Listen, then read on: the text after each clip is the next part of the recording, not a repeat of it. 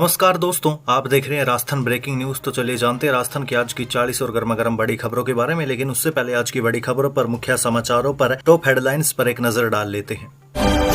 UDH मंत्री झाबर सिंह खर्रा बोले, कांग्रेस खुद पर्ची से काम चला रही है। डोटासरा पर पलटवार कर कहा, 2018 का चुनाव पायलट के चेहरे पर लड़ा, पर्ची किसी और की निकली। वहीं जूली बोले, हमें मुख्यमंत्री से डिबेट की चुनौती स्वीकार है, जनता के सामने डिबेट का स्थान और समय बता दे सीएम भजनलाल शर्मा। वहीं डोटासरा बोले, राजतंत्र के लोग लोकतंत्र सीखने आए। दिया कुमारी के पिता कांग्रेस के टिकट पर लड़े थे चुनाव, घर में होगी इंदिरा गांधी की फोटो। इसी के साथ ही गहलोत बोले, सीएम को हटाने का षड्यंत्र चल रहा है, उनके खिलाफ दिल्ली और राजस्थान में भाजपा के लोग लगे हैं, वे भ्रम में रहेंगे तो तकलीफ होगी। इसी के साथ ही जोधपुर में गहलोत को नहीं करने दिया स्कूल का उद्घाटन, प्रशासन ने कहा शिक्षा मंत्री करेंगे। पूर्व सीएम बोले, हमने ही कैंसिल किया, इनके लोग होते तो लड़ लेते। वहीं मुख्यमंत्री का जोधपुर दौरा, सुबह 8:45 पर पहुंचेंगे। IIT दीक्षांत समारोह, अत्युदय शिविर और लोकतंत्र सेनानी सम्मान समारोह में होंगे शामिल। वहीं मुख्यमंत्री बोले, कांग्रेस के नेतृत्व में लड़ी आजादी की लड़ाई, कहा लेकिन कांग्रेस ने लोकतंत्र को कुचलने का काम किया, बाबा साहेब अम्बेडकर को नहीं दिया सम्मान। वहीं CBSE बोर्ड की 10वीं की परीक्षा 2026 में 2 बार होगी। पहली परीक्षा देना अनिवार्य है, दूसरी ऑप्शनल। अप्रैल और जून में नतीजे आएंगे, सप्लीमेंट्री खत्म।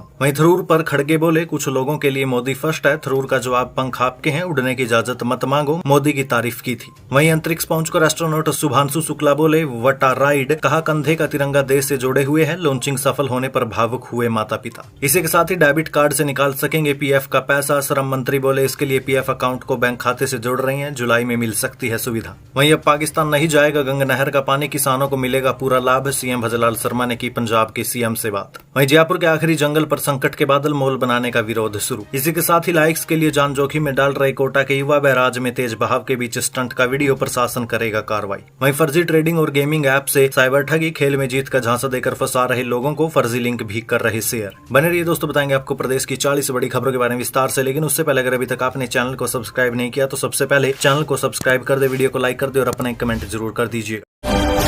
नमस्कार दोस्तों, राजस्थान की आज की पहली और बड़ी खबर। यूडीएच मंत्री झाबर सिंह खर्रा बोले, कांग्रेस खुद पर्ची से काम चला रही है। डोटासरा पर पलटवार कर कहा, 2018 का चुनाव पायलट के चेहरे पर लड़ा, पर्ची किसी और की निकली। देखिए, सीकर में यूडीएच मंत्री झाबर सिंह खर्रा ने डोटासरा पर पलटवार किया। उन्होंने कहा कि कांग्रेस राज्य में 3 बार दिल्ली से पर्ची आ चुकी है, इनकी पार्टी पर्ची से ही काम चला रही है। डोटासरा जी अब खुद की पार्टी की बात हम पर लाकर कह रहे हैं। खर्रा ने कहा, 1998 के विधानसभा चुनाव कांग्रेस से परसाराम मदेरणा के चेहरे को आगे करके लड़ा गया था, लेकिन मुख्यमंत्री कौन बना था, उस समय पर्ची किसकी आई। इसी तरह 2008 का चुनाव CP जोशी के चेहरे पर लड़ा गया था, दुर्भाग्य से वो कैंडिडेट हार गया, उनकी बिना सहमति के पर्ची फिर से आ गई। 2018 का चुनाव पायलट के चेहरे पर लड़ा गया था, लेकिन दिल्ली से पर्ची किसी दूसरे की आ गई।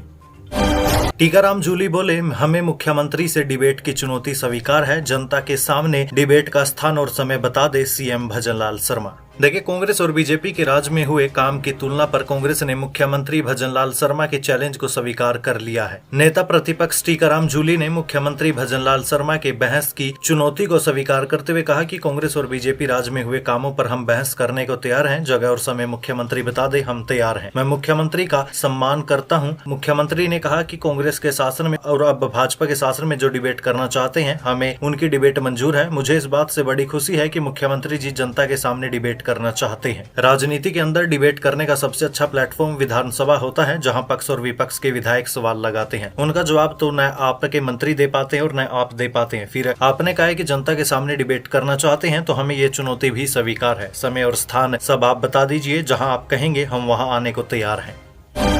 डोटासरा बोले, राजतंत्र के लोग लोकतंत्र सीखने आए हैं। दिया कुमारी के पिता कांग्रेस के टिकट पर लड़े थे चुनाव, घर में होगी इंदिरा गांधी की फोटो। देखिए, कांग्रेस अध्यक्ष गोविंद सिंह डोटासरा ने सीकर में डिप्टी सीएम दिया कुमारी के दौरे को लेकर निशाना साधा। डोटासरा ने कहा, राजतंत्र के लोग यहाँ लोकतंत्र सीखने आए हैं। बीजेपी आपातकाल के 50 साल पूरा होने पर काला दिवस मना रही है, जबकि RSS के बाला साहेब देवरस ने खुद इंदिरा गांधी के इस फैसले का स्वागत किया था। इंदिरा गांधी ने इस फैसले के लिए माफी भी मांगी थी। दिया कुमारी के पिता भवानी सिंह स्वयं कांग्रेस के टिकट पर जयपुर से लोकसभा का चुनाव लड़े थे। उन्होंने तंज कसते हुए कहा कि आज भी अगर उनके घर में भवानी सिंह की फोटो लगी है तो साथ में इंदिरा गांधी की भी फोटो हो सकती है। इसके अलावा डोटासरा ने बीजेपी पर निशाना साधते हुए कहा कि पार्टी गंगे माते जैसे अभियान चलाती है और श्याम प्रसाद मुखर्जी, गोलवलकर जैसे लोगों के नाम पर कार्यक्रम करती है, जिन्होंने देश की आजादी में उंगली तक नहीं कटवाई। डोटासरा ने सीकर के सर्किट हाउस में प्रेस कॉन्फ्रेंस में ये बात कही है। अशोक गहलोत बोले, सीएम को हटाने का षड्यंत्र चल रहा है, उनके खिलाफ दिल्ली और राजस्थान में भाजपा के लोग लगे हैं, वे भ्रम में रहेंगे तो तकलीफ होगी। देखिए, पूर्व मुख्यमंत्री अशोक गहलोत ने सीएम भजनलाल शर्मा को लेकर बड़ा दावा किया। उन्होंने कहा कि सीएम को हटाने का भयंकर षड्यंत्र चल रहा है, उनके खिलाफ भाजपा के लोग लगे हुए हैं। पूर्व सीएम अभी जोधपुर के दौरे पर थे। यहाँ सर्किट हाउस में मीडिया से बातचीत करते हुए उन्होंने कहा कि मुख्यमंत्री जनसुनवाई करे तो पता चल जाएगा कि जनता क्या चाहती है। हम विपक्ष में हैं, जन भावना जो होती है, जो लोग आकर कहते हैं या मीडिया में खबरें आती है तो वो बात हम उठाते हैं। वो समझते हैं कि राजनीतिक आलोचनाएं सच्चाई नहीं है। इस भ्रम में रहेंगे तो मुख्यमंत्री को तकलीफ होने वाली है। सीएम के खिलाफ इनकी खुद की पार्टी के लोग लग चुके हैं, दिल्ली में भी और राजस्थान के अंदर भी। इन्हें हटाने का भयंकर षड्यंत्र चल रहा है, ये समझ नहीं रहे हैं और हम बार बार समझा रहे हैं। नौजवान को मौका मिल रहा है, पहली बार एमएलए बनकर मुख्यमंत्री बन जाए, कितनी बड़ी बात है। इसे मेंटेन रखे, बार बार बदलने से आखिर क्या फायदा है।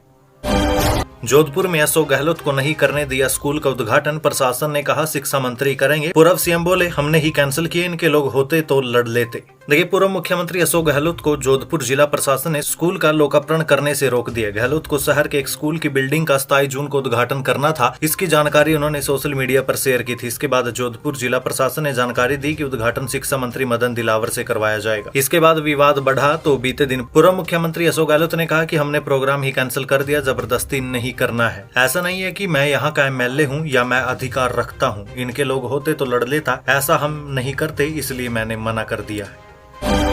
मुख्यमंत्री भजनलाल शर्मा का आज जोधपुर दौरा, सुबह 8:45 पर पहुंचेंगे। आईआईटी दीक्षांत समारोह, अत्युन्नत शिविर और लोकतंत्र सेनानी सम्मान समारोह में होंगे शामिल। देखिए, मुख्यमंत्री भजनलाल शर्मा आज यानी गुरुवार 26 जून को एक दिवसीय प्रवास पर जोधपुर आएंगे। इस दौरान वे यहां 3 प्रमुख कार्यक्रमों में भाग लेंगे। इनमें आईआईटी जोधपुर का 11वां दीक्षांत समारोह, पंडित दीनदयाल उपाध्याय अत्युन्नत संबल पखवाड़ा शिविर का निरीक्षण और संभाग स्तरीय लोकतंत्र सेनानी सम्मान समारोह में वो शामिल होंगे। मुख्यमंत्री बोले, कांग्रेस के नेतृत्व में लड़ी आजादी की लड़ाई, कहा लेकिन कांग्रेस ने लोकतंत्र को कुचलने का काम किया, बाबा साहेब को नहीं दिया सम्मान। देखिए, जोधपुर में संविधान हत्या दिवस के मौके पर मुख्यमंत्री भजनलाल शर्मा ने कांग्रेस पर जमकर निशाना साधा। कॉन्स्टिट्यूशन क्लब में आयोजित कार्यक्रम को संबोधित करते हुए भजनलाल शर्मा ने कहा, हमारे देश को हजारों सालों की गुलामी का दंश झेलना पड़ा है। इस्लाम से लेकर अंग्रेज तक हमारे देश में आए हैं, लेकिन हमारे पूर्वजों ने हर संघर्ष का मुकाबला करते हुए देश को आजादी दिलाने का काम किया। भजनलाल शर्मा ने कहा कि कांग्रेस के नेतृत्व में पूरा देश आजादी की लड़ाई लड़ रहा था। उनके नेतृत्व में ही आम जनता आजादी की लड़ाई लड़ रही थी। तब कुछ नैतिक मूल्य थे जिसके लिए उन्होंने आजादी की लड़ाई लड़ी थी। वो सभी चाहते थे हमारा खुद का संविधान हो, संविधान के हिसाब से हमारे देश को चलाया जाए, हमारे देश में काम हो, ताकि आने वाली पीढ़ी को किसी तरह की परेशानी का सामना न करना पड़े। लेकिन उन स्वतंत्रता सेनानियों के सपने पूरे नहीं हो पाए। उन लोगों ने अपनी आने वाली पीढ़ियों के लिए संघर्ष किया था। आजादी मिलने के बाद महात्मा गांधी ने कांग्रेस को समाप्त करने की बात कही थी, क्योंकि उस वक्त देश के हर नागरिक ने कांग्रेस के नेतृत्व में ही आजादी की लड़ाई लड़ी थी। उसके बावजूद कांग्रेस ने तुष्टिकरण के आधार पर देश को चलाने की कोशिश की, क्योंकि देश राष्ट्रवाद की धारा से उनसे नहीं चल सका। उस वक्त के उद्योग मंत्री श्यामा प्रसाद मुखर्जी ने इस बात का विरोध भी किया था। जो श्यामा प्रसाद मुखर्जी बंगाल के रहने वाले थे, उन्होंने कश्मीर में धारा 370 को लेकर अपना विरोध दर्ज करवाया था। उन्होंने तब कहा था कि देश में 2 विधान, 2 प्रधान, 2 निशान नहीं चलेंगे। लेकिन जब उन्होंने देखा कि देश की स्थिति ठीक नहीं है, तब उन्होंने एक राष्ट्रवादी दल का गठन किया। तब उन्होंने फैसला किया था कि देश हमारे खुद की राष्ट्रवाद की नीतियों से चलेगा। इसके बाद 25 जून 1975 को कांग्रेस ने आधी रात देश में आपातकाल लगाकर लोकतंत्र को कुचलने का काम किया। तब आप लोगों ने ही देश के लोकतंत्र को बचाने का काम किया था। आपने जो नींव बनाई थी, उसी पर आज हमारे देश का लोकतंत्र खड़ा हुआ है। शर्मा ने कहा कि आपातकाल हमारे लोकतंत्र का काला धब्बा है। कांग्रेस ने अपनी सरकार को बचाने के लिए इमरजेंसी तक लगा दी थी, विपक्षी नेताओं को जेल में डाल दिया था। उसी वक्त न्यायपालिका को भी मजबूर किया गया, कानून का खुला उल्लंघन किया गया, आम जनता के मौलिक अधिकारों का दमन किया गया। तब लोकतंत्र के सेनानी ही थे जिन्होंने हमारे देश के लिए लड़ाई लड़ी। मुख्यमंत्री ने कहा कि कांग्रेस ने हमेशा लोकतंत्र का गला घोटने का काम किया है। कांग्रेस के नेताओं ने संविधान बनाने वाले डॉक्टर भीमराव अंबेडकर जी तक की चिंता नहीं की। कांग्रेसी नेताओं ने उन्हें चुनाव तक नहीं लड़वाया था। इन्होंने बाबा साहेब को चुनाव जीतने तक नहीं दिया और न ही उन्हें कोई मौका दिया था। इसके साथ ही कांग्रेस ने बाबा साहेब को कोई सम्मान तक नहीं दिया, बल्कि बाबा साहेब को भारत रत्न बीजेपी सरकार ने दिया। कांग्रेस के नेताओं ने तुष्टिकरण, जाति और धर्म के साथ ही भ्रष्टाचार के आधार पर काम किया है। लेकिन आज हमारा लोकतंत्र मजबूत है, जिसकी मजबूती आप सभी है। जब आने वाली पीढ़ियां इस हकीकत को जानेगी, तब उन्हें पता चलेगा कि हकीकत में किन लोगों ने देश के लिए संघर्ष किया है। CBSE 10वीं की परीक्षा 2026 में 2 बार होगी। पहली परीक्षा कंपलसरी, दूसरी ऑप्शनल। अप्रैल और जून में नतीजे, सप्लीमेंट्री खत्म। देखिए, CBSE बोर्ड से जुड़ी एक बड़ी महत्वपूर्ण खबर है। CBSE यानी central board of secondary education 10वीं के स्टूडेंट 2026 से साल में 2 बार एग्जाम देंगे। एग्जामिनेशन कंट्रोलर संयम भारद्वाज ने बीते दिन इसकी जानकारी दे दी है। नए परीक्षा पैटर्न के मुताबिक पहली परीक्षा सभी छात्रों के लिए देना अनिवार्य है। दूसरी परीक्षा ऑप्शनल है, चाहे तो विद्यार्थी दे सकते हैं, ना चाहे तो न दे। पहली परीक्षा फरवरी और दूसरी मई में होगी। नतीजे अप्रैल और जून में जारी कर दिए जाएंगे। इसके साथ ही सप्लीमेंट्री एग्जाम खत्म कर दिए गए हैं। 12वीं बोर्ड पर अभी ये फैसला लागू नहीं किया गया।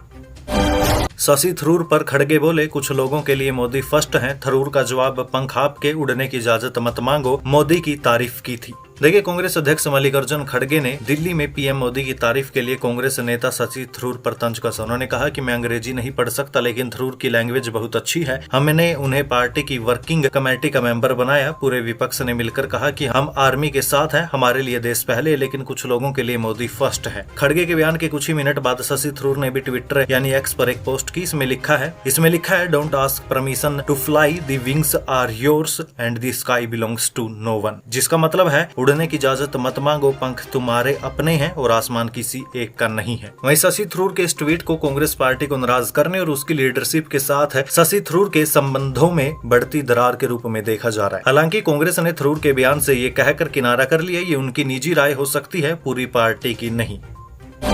अंतरिक्ष पहुंचकर एस्ट्रोनॉट शुभांशु बोले, वटा राइड, कहा कंधे का तिरंगा देश से जोड़े हुए है। लॉन्चिंग सफल होने पर भावुक हुए माता पिता। देखिए, भारतीय astronaut Shubhanshu Shukla axiom mission 4 के तहत बीते दिन यानी 25 जून को इंटरनेशनल स्पेस स्टेशन के लिए रवाना हो गए। उनका ये मिशन पहले 6 बार तकनीकी दिक्कतों के कारण टल चुका था। उनके साथ 3 अन्य एस्ट्रोनॉट भी स्पेस स्टेशन के लिए रवाना हुए हैं। अंतरिक्ष में पहुंचने के बाद शुभांशु ने कहा, व्हाट अ राइड, यानी कि क्या सफर था। मेरे कंधे पर लगा तिरंगा बताता है कि मैं आप सभी के साथ हूँ। वहीं लॉन्चिंग सफल होने पर शुभांशु के माता पिता आशा शुक्ला और शंभू दयाल शुक्ला भावुक हो गए थे। उन्होंने अपने बेटे की सफलता पर ताली बजाकर खुशी व्यक्त। इसके अलावा शुभांशु शुक्ला ने अंतरिक्ष में पहुंचने के बाद अपना एक बयान दिया, जिसमें उन्होंने कहा कि नमस्कार मेरे प्यारे देशवासियों, क्या सफर है। 41 साल बाद हम एक बार फिर अंतरिक्ष में हैं। ये एक अद्भुत सफर है। हम पृथ्वी के चारों ओर 7.5 किलोमीटर प्रति सेकंड की गति से चक्कर लगा रहे हैं। मेरे कंधों पर लगा तिरंगा मुझे बताता है कि मैं आप सभी के साथ हूँ। मेरी ये यात्रा इंटरनेशनल स्पेस स्टेशन यानी ISS तक की शुरुआत नहीं है, बल्कि भारत के मानव अंतरिक्ष कार्यक्रम की शुरुआत है। मैं चाहता हूँ कि आप सभी इस यात्रा का हिस्सा बने। आपके सीने में भी गर्व की अनुभूति होनी चाहिए। आइए मिलकर भारत के मानव अंतरिक्ष कार्यक्रम की शुरुआत करें। जय हिंद, जय भारत। अब डेबिट कार्ड से निकाल सकेंगे पीएफ का पैसा। श्रम मंत्री बोले, इसके लिए पीएफ अकाउंट को बैंक खाते से जोड़ रहे हैं। जुलाई से मिल सकती है सुविधा। देखिए, कर्मचारियों को जल्दी ही एटीएम और यूपीआई से सीधे पीएफ का पैसा निकालने की सुविधा मिल जाएगी। केंद्रीय श्रम मंत्री मनसुख मंडाविया ने बताया कि इसके लिए कर्मचारियों के पीएफ अकाउंट्स को उनके बैंक खातों से जोड़ा जा रहा है। हालांकि ईपीएफओ और केंद्र सरकार ने पैसे निकालने की प्रोसेस को लेकर अभी कुछ नहीं बताया। मीडिया रिपोर्ट्स के अनुसार सरकार अगले महीने यानी जुलाई से ये नई सुविधा शुरू कर सकती है। हालांकि दोस्तों, अभी तक जो बात सामने आई उसके अनुसार नई सुविधा के तहत एक तय रकम ही निकाली जा सकेगी, यानी कि आप पीएफ अकाउंट से 72 घंटे में 5 लाख रुपए तक निकाल सकेंगे। अब पाकिस्तान नहीं जाएगा गंगा नहर का पानी, किसानों को मिलेगा पूरा लाभ। सीएम भजनलाल शर्मा ने की पंजाब के सीएम से बात। देखिए, राजस्थान में अब हर साल मानसून में पाकिस्तान की तरफ बहने वाले अतिरिक्त पानी को रोककर राजस्थान के किसानों के खेतों तक पहुंचाया जाएगा। मुख्यमंत्री भजनलाल शर्मा और पंजाब के मुख्यमंत्री भगवंत मान के बीच बीते दिन फोन पर बातचीत के बाद फिरोजपुर फीडर पुनः निर्माण परियोजना को लेकर बड़ा रास्ता साफ हो गया। इस बातचीत के बाद परियोजना के शीघ्र शुरू होने की संभावना मजबूत हो गई। इस परियोजना की मदद से अब मानसून में पाकिस्तान की ओर बहने वाले अतिरिक्त पानी को रोककर गंगा नहर क्षेत्र में उपयोग में लिया जा सकेगा। जयपुर के आखिरी जंगल पर संकट के बादल, मॉल बनाने का विरोध शुरू। देखिए, जयपुर शहर के बीचों बीच एक हरा भरा इलाका है जिसे स्थानीय लोग डोल का बाढ़ जंगल कहते हैं। लेकिन एयरपोर्ट के पास स्थित इस इलाके में अब मॉल और फिनटेक पार्क बनाए जाने की तैयारी चल रही है। लेकिन इस विकास की दौड़ में करीब 2500 पेड़ उजड़ने वाले हैं, जिनमें राजस्थान का राज्य वृक्ष खेजड़ी भी शामिल है। इसे लेकर विरोध के सुर तेज हो चुके और पूछा जा रहा है कि क्या जयपुर को असल में इस विकास की जरूरत है? क्या एक हरे जंगल की कंक्रीट की बिल्डिंग के लिए आहुति देना जरूरी है? दोस्तों, यहाँ पर मैं आप लोगों से भी कहना चाहूंगा, जो हमारा नॉर्मल तापमान है है वो अब भी 40-45 डिग्री सेल्सियस के ऊपर चलता है, जिस हिसाब से हर रोज जंगलों को काटा जा रहा है, पेड़ों को काटा जा रहा है, वो दिन भी दूर नहीं जब ये नॉर्मल तापमान 60 डिग्री सेल्सियस के पार भी पहुंच जाएगा। और दिक्कत किसे होगी? आप लोगों को, हम लोगों। बाकी मर्जी आप लोगों की है, या तो विरोध कर लीजिए वरना बाद में पछता लीजिए। लाइक्स के लिए जान जोखिम में डाल रहे कोटा के युवा, बैराज में तेज बहाव के बीच स्टंट का वीडियो, प्रशासन करेगा कार्रवाई। देखिए, कोटा बैराज में कुछ युवाओं की लापरवाही सामने आई, जहां वे सोशल मीडिया पर लाइक्स और व्यूज पाने के लिए अपनी जान जोखिम में डाल रहे हैं। युवा न केवल बैराज में नहाते हुए दिख रहे हैं बल्कि तेज बहाव वाले पानी में खतरनाक करतब भी दिखा रही हैं। जो वीडियो फुटेज वायरल हुए उसमें देखा गया कि बैराज के गेट खुले होने के बावजूद युवा डाउन स्ट्रीम में उतरकर जोखिम भरी गतिविधियां कर रहे हैं। तेज पानी के बहाव के बीच वे एक्सरसाइज करते और सिटअप्स लगाते नजर आए। प्रशासन इस गंभीर मामले का संज्ञान लेते हुए कड़ी कार्रवाई का आश्वासन दिया है। दोस्तों, मैं पहले भी कई बार कह चुका हूँ, ऐसे काम मत कीजिए। आप रील बनाने के चक्कर में खुद की रेल बनवा लेंगे, उसका कोई फायदा नहीं है। फर्जी ट्रेडिंग और गेमिंग ऐप से साइबर ठगी, खेल में जीत का झांसा देकर फंसा रहे लोगों को फर्जी लिंक भी कर रहे शेयर। देखिए, प्रदेश में साइबर ठगी को लेकर नए नए तरीके निकाले जा रहे हैं। हाल ही में ठगों ने फर्जी शेयर ट्रेडिंग और गेमिंग ऐप के जरिए लोगों को फंसाने का एक नया तरीका अपनाया है। इधर ऐसे मामले सामने आने के बाद साइबर क्राइम ब्रांच ने इसकी एडवाइजरी जारी कर दी। इसमें बताया गया कि कैसे ठग गेमिंग ऐप में जीत का झांसा देकर लोगों को फंसा रही है। दोस्तों, ऐसे साइबर फ्रॉड से बचने के लिए आपको साइबर क्राइम ब्रांच की जो सलाह है उसके बारे में आपको बता देता हूँ। अनरजिस्टर्ड ऐप और वेबसाइट से आपको बचना होगा। किसी भी अनरजिस्टर्ड ऐप या वेबसाइट पर न जाएं और किसी भी अनऑथराइज्ड ऐप्स को डाउनलोड न करें। किसी भी ऐसी ऐप या वेबसाइट पर गेमिंग या ट्रेडिंग तो बिल्कुल भी न करें जो कि रजिस्टर्ड ही न हो। ज्यादा रिटर्न के झांसे में न आए। ज्यादा रिटर्न का वादा करने वाले ऐप या वेबसाइट में निवेश करने से बचे। जो ज्यादा रिटर्न देती हैं वही ऐप्स मोस्टली साइबर फ्रॉड करने वाली होती हैं। ऑनलाइन गेमिंग से दूरी और ऐसे गेम को खेलने से बचे जहां पर आपको पैसे लगाने पड़ते हैं। यदि किसी तरह की धोखाधड़ी का आप शिकार हो जाए तो साइबर हेल्पलाइन नंबर 1930 या साइबर क्राइम के रिपोर्टिंग पोर्टल cybercrime.gov.in पर जाकर अपनी शिकायत दर्ज करवा सकते हैं या फिर अपने नजदीकी साइबर पुलिस स्टेशन में जाकर शिकायत दे।